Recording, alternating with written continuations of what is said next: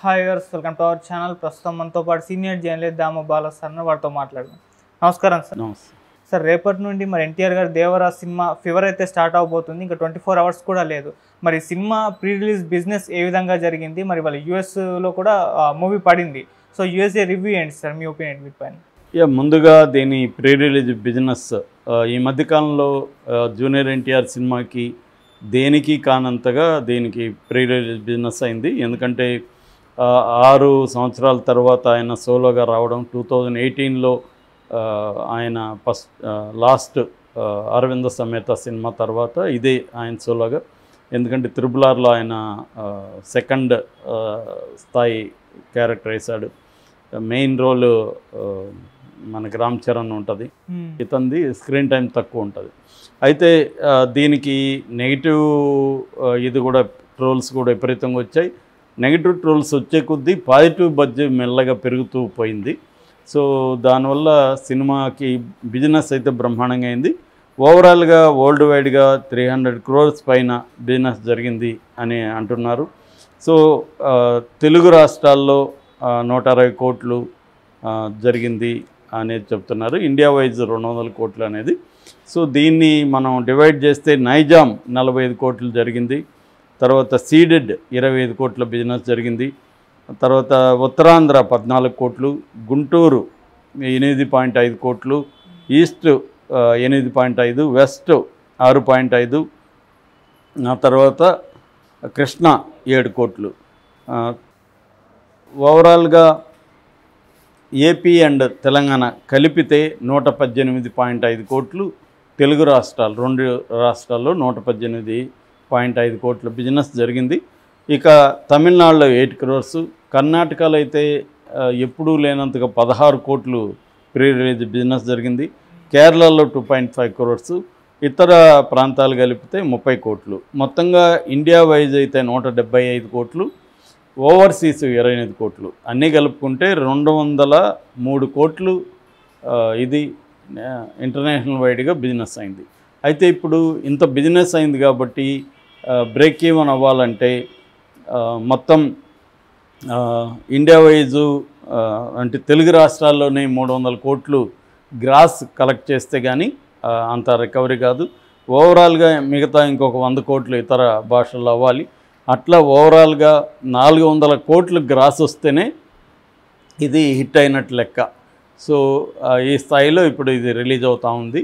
Already ఇందాక యుఎస్లో show complete అయింది అని చెప్తున్నారు.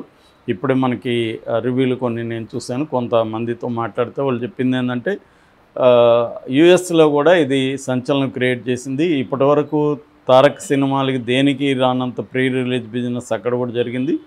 సో అక్కడ కూడా తెలుగు అభిమానులందరూ, తెలుగే కాకుండా ఇతర భాషల వాళ్ళు కూడా దేవరికి వెళ్ళారని చెప్తున్నారు. ఎందుకంటే ఇది నెగిటివ్ స్ప్రెడ్ వల్ల కూడా చూడాలనే ఫీలింగ్ ఉంది. అంటే ఇది ఎలా తీసుంటారు ఏంటి అనేది. ఆ తర్వాత దీని మీద టెక్నికల్ క్రూ మాట్లాడడం కానీ, రాజమౌళి ఫ్రెండ్స్ స్టోరీస్ మాట్లాడడం కానీ, ఈవెన్ అనిరుద్ధ్ అయితే ఎక్స్ట్రాడినరీ మూవీ, నేను ఈ మధ్యకాలంలో ఇలాంటి మూవీ చేయలేదని కూడా అనిరుద్ధ్ చెప్పాడు. Anirudh Ravichandran music director. So ఇలాగ దీని పట్ల బడ్జ్ అయితే బాగా మెల్లగా క్రియేట్ అయింది స్లోగా. సో దాంతో అక్కడ ఉన్నవాళ్ళు ఒక ఎక్స్పెక్టేషన్తో సినిమాకి వెళ్ళారు. సో వాళ్ళ ఇది ఎక్కడ కూడా అప్సెట్ కాలేదని చెప్తున్నారు. ముఖ్యంగా ఫస్ట్ హాఫ్ అంతా కూడా థీమ్ని ఎస్టాబ్లిష్ చేయడం, ఆ గ్రామాల్ని, ట్రైబల్ గ్రామాలని ఎస్టాబ్లిష్ చేయడం. ఆల్రెడీ కథ ఇంతకుముందు కూడా నేను చెప్పాను. అదేంటంటే ఒక పైరేట్ ట్రైబ్స్ సంబంధించిన కథ ఇది. పైరేట్స్ అంటే సముద్రంలో షిప్పులు వెళ్తున్నప్పుడు ఆ షిప్పుల మీద దాడులు చేసి ఆ షిప్పుల్ని దోచుకోవడం, ఒక్కోసారి ఆ షిప్పుల్ని తమ కంట్రోల్లో పెట్టుకొని డబ్బులు లాగడం. ఇది బేసిక్గా పైరేట్స్ చేసే పని. అలాగా ఇది ఒక సముద్రం ఒడ్డున నివసించే ఒక 10 గ్రామాల ట్రైబ్స్ వాళ్ళు షిప్పుల్ని దోచుకుంటూ ఉంటారు. ఆ గ్రామంలో ప్రధానంగా 2 గ్రూపులు ఉంటాయి ఈ 10 గ్రామాల్లో. ఒకటి శ్రీకాంత్ గ్రూపు, రెండోది సైఫ్ అలీ ఖాన్ గ్రూపు. సో దీంట్లో మన దేవర అనే ఎన్టీఆర్, పెద్ద ఎన్టీఆర్ క్యారెక్టర్ 2 ఉంటాయి ఇక్కడ. తండ్రి కొడుకులు దేవర, వర. విలన్ పేరేమో బైరా, సైఫ్ అలీ ఖాన్. సో ఇప్పుడు దేవర ఎంటర్ అయ్యి ఈ గ్రామాల్లో, వీళ్ళ గ్రామాల్లో ఉన్న ట్రైబ్స్కి భయం అనేది తెలియదు. దే నెవర్ అంటే వాళ్ళకి ఎప్పుడు కూడా చిన్నప్పటి నుంచి భయం అనేది వాళ్ళు ఎరగరు. ఎందుకంటే వాళ్ళని భయపెట్టే అంశం ఏది కూడా లేదు, ఎవరు కూడా లేరు ఇప్పటి వరకు. సో అలాంటి వాళ్ళకి భయం చూపించి మీరు బతకాల్సింది ఇలా కాదు, దొంగతనం చేసి కాదు, నీతిగా బతకాలి అని నేర్పించిన కథే ఇది బేసిక్గా. ఇందులో ఫస్ట్ పార్ట్ సెకండ్ పార్ట్ కాబట్టి ఫస్ట్ పార్ట్లో దాదాపు 3 hours వరకు వచ్చింది సెన్సారు. మళ్ళీ వీళ్ళు ఒక 7 minutes కట్ చేశారు. కట్ చేసి 2.5 వరకు తగ్గించగలిగారు వీళ్ళు. సో అందువల్ల లెంగ్త్ బిగినింగ్ కంటే కూడా ఇప్పుడు ఇంకా షార్ప్గా అయింది. సో ఫస్ట్ హాఫ్ అంతా కూడా సీనియర్ దేవరా ఎలా ఇది చేశాడు ఇవన్నీ, తర్వాత వాళ్ళిద్దరి మధ్య సైఫ్ అలీ ఖాన్ ఫస్ట్ మంచిగా ఉంటాడు, దాని తర్వాత యామార్చి పెద్ద దేవర్ని సముద్రంలో చంపేస్తాడు. సో ఇతనేమో చిన్న దేవర కొడుకు వర జూనియర్ ఎన్టీఆర్ కొడుకు ఎన్టీఆర్ ఏమో పిరికివాడిగా పెరుగుతాడు. సో ఇప్పుడు ఇతను పెద్ద దేవర మళ్ళీ వచ్చాడా, లేకపోతే వరనే దేవరలాగా యాక్ట్ చేసి బతికున్నట్టుగా యాక్ట్ చేసి వరనే డబుల్ యాక్షన్ చేశాడా అంటే ఇక్కడేమో పిరికివాడిగా ఉంటాడు, తెలియకుండేమో వాళ్ళ నాన్నలాగా బిహేవ్ చేస్తూ వీళ్ళని మళ్ళీ ఎట్లా ఆటగట్టించాడు అనేది బేసిక్గా ఉందని చెప్తున్నారు. కథపరంగా అయితే ఇది. బట్ కథ గొప్పగా ఏమీ చెప్పడానికి ఏమీ అన్ని ట్విస్ట్లు టర్న్ లేకపోయినా స్క్రీన్ ప్లేలో చాలా సర్ప్రైజెస్ ఉన్నాయి. చాలామంది ఏమనుకున్నారంటే ట్రైలర్లో మొత్తం కథ చెప్పేశాడు శివ అనుకున్నారు, కానీ కథ చెప్పంది చాలా ఉందని చెప్తున్నారు రివ్యూలో వాళ్ళు. సర్ప్రైజ్ ఎలిమెంట్స్ అందుకనే మేము కూడా బయట పెట్టలేదు అంటున్నారు. సో ఫస్ట్ హాఫ్ చాలా బాగుంది. ఫస్ట్ హాఫ్లో కొన్ని యాక్షన్ సీక్వెన్సెస్ చాలా ఇంట్రెస్టింగ్ ఉన్నాయి.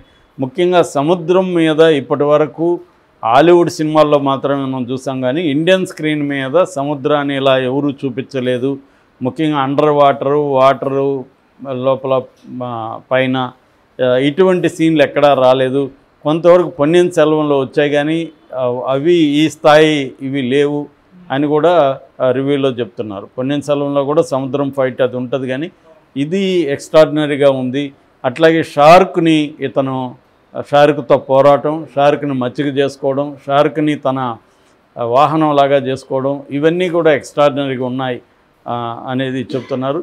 ఇక సెకండ్ హాఫ్ అయితే ముఖ్యంగా లాస్ట్ 40 minutes అయితే ఇప్పటి వరకు మనం ఎవరం కూడా ఇండియన్ స్క్రీన్ మీద ఇలాంటి చూడలేదు, అంత ఎఫెక్టివ్గా ఉంది అనేది చెప్తున్నారు. దాన్ని అయితే మనం ఊహించలేము, ఇలా ఉంటుంది సినిమాలో అనేది ఎవరు ఊహించలేము. ఖచ్చితంగా 40 నిమిషాలు చాలు ఈ సినిమా బ్లాక్ బస్టర్ అవ్వడానికి, రికార్డులు క్రియేట్ చేస్తుంది అని చెప్తున్నారు. అట్లాగే ఎన్టీఆర్ కూడా తన మొత్తం కెరియర్లో ఇలాంటి 2 పాత్రలు ఇప్పటి వరకు చేయలేదు, అన్ని రకాల డిఫరెంట్ వేరియేషన్స్ ఉన్నాయి, ఇంత పెరోసియస్ చేయలేదని. అట్లాగే శివ కూడా ఇప్పటివరకు తీసిన సినిమాలో ఇటువంటి జానరాని శివ చేయలేదు. శివ దాంట్లో అంతా కూడా మైల్డ్గా ఉంటాయి, కథ ఉంటుంది, ఏదో ఒక సంస్కరణ లేకపోతే సమాజానికి ఏదో చేయడం ఇలాంటివి ఉంటాయి. అప్పుడప్పుడు విశ్వరూపం హీరో చూపించడం అనేదే ఉంటుంది తప్ప ఇంత ఒక మాస్ ఒక రాజమౌళి తీసినట్టుగా ఉంది ఇది. ఆ స్థాయిలో మాస్ ఇది చేశాడనేది ఎక్కువ మంది చెప్తున్నారు. అట్లాగే అండర్ వాటర్ సీన్లు చాలా ఎక్స్ట్రాడినరీగా ఉన్నాయనేది వాళ్ళు చెప్తున్నారు. ఇక ఫైట్స్, ఆయుధాలు వచ్చి ఇన్ని రకాల ఆయుధాలు ఏ సినిమాలో కూడా లేవని చెప్తున్నారు. ఎందుకంటే ఆయుధాలు కూడా ఇంపార్టెంట్ రోల్ ఉంది ఈ సినిమాకి. ఎందుకంటే ట్రైబల్స్కి ఆయుధాలు చాలా ఇంపార్టెంట్. వాళ్ళు వేరే టెక్నాలజీ ఏమి ఉండదు, వాళ్ళకి ఆయుధాలే వాళ్ళకి టెక్నాలజీ అన్నీ కూడా. సో ఆయుధాలు వాళ్ళ పార్ట్ లాగా, వాళ్ళని ఆయుధాలని తీవ్రంగా పూజిస్తారు కూడా. సో అటువంటి ఆయుధాలు కూడా ఈ స్టోరీలో చాలా ఇంపార్టెంట్ రోల్ ఉంది. ఇన్ని రకాల ఆయుధాలని మేము ఎప్పుడు చూడలేదు, వాటిని ఎన్టీఆర్ వాడిన పద్ధతి కూడా ఎక్స్ట్రాడినరీగా ఉందని చెప్తున్నారు. అట్లాగే దీంట్లో డ్రామా, హ్యూమన్ సెంటిమెంట్ కూడా ఉంది. తల్లిగా చేసిన మరాఠీ ఆర్టిస్ట్ కావచ్చు, ఆమె ఎక్స్ట్రాడినరీగా చేసింది. మొదటి ఎన్టీఆర్ భార్యగా, రెండో ఎన్టీఆర్ తల్లిగా చేసింది. అట్లాగే జాన్వి